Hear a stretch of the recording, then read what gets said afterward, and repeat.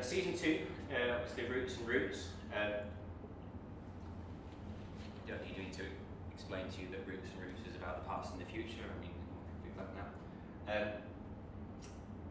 But what we've decided to do, and this is probably one of the more complex issues, is not just spending a bit of money doing a massive advertising campaign and brand awareness, but actually spending that same amount of money doing asset investment.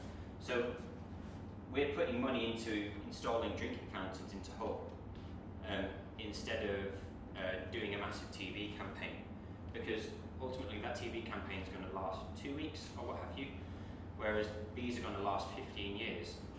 So as an activation, it's got much longer longevity and it's more supportive of your legacy commitment than TV, and it's customer centric, and that's the kind of the key, is that all of these events that we're doing, it's customer centric, it's supporting our objectives, but it's not imposing them upon the customer, it's actually doing it for the customer's benefit.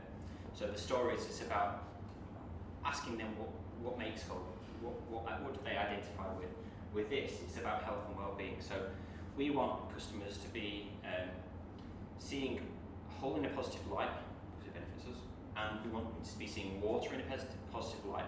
So Hull at the moment has a lot of negative connotations with water and negative associations, and we want to start flipping that and creating positive opportunities, making water a positive part of the city, because it needs to be a positive part of the city.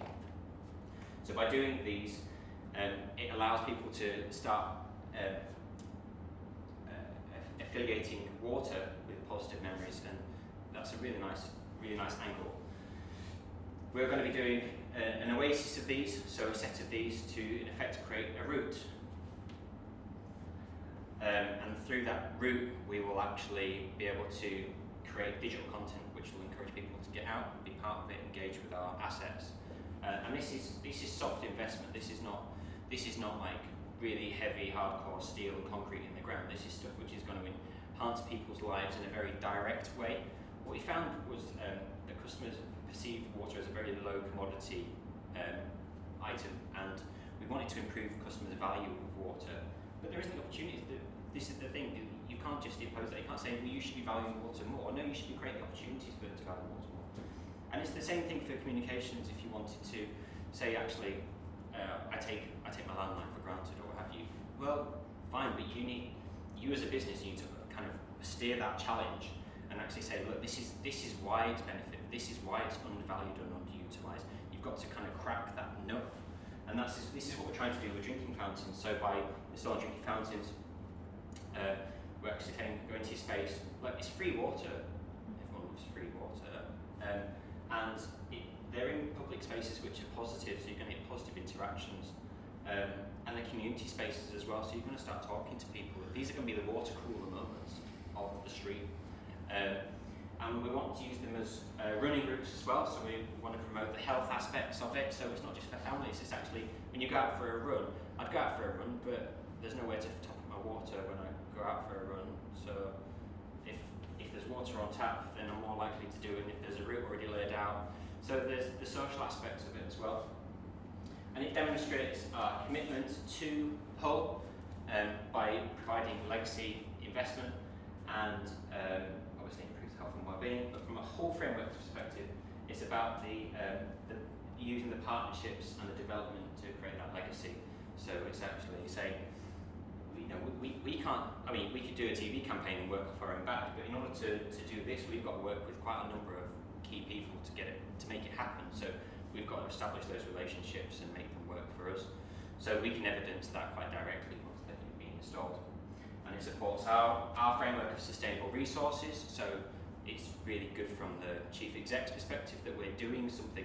And this whole idea stemmed out of a report that I received that said that there was a 48% increase in single-use bottles littered on our beaches.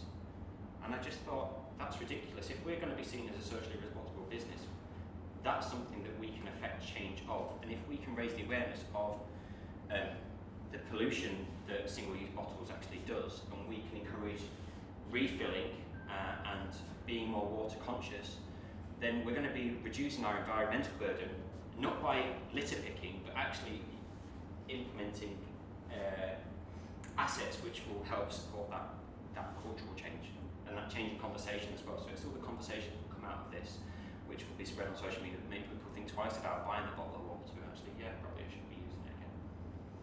So we understand our impact on the wider environment and act responsibly. I mean, this is the most effective way of doing that.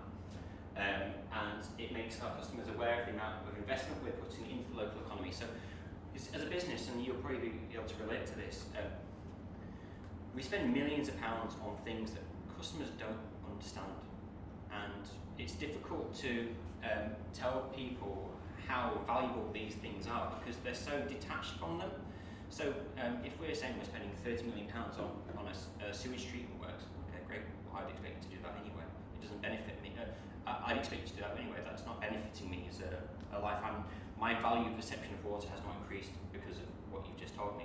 Whereas if to say, look, we're going to put something in which is very easy to understand and very accessible, and it's going to benefit you in a very direct sense, and it'll cost you an absolute scrap percentage of what we actually invest, but it's going to improve the way that you actually perceive your brand, then do it, why not?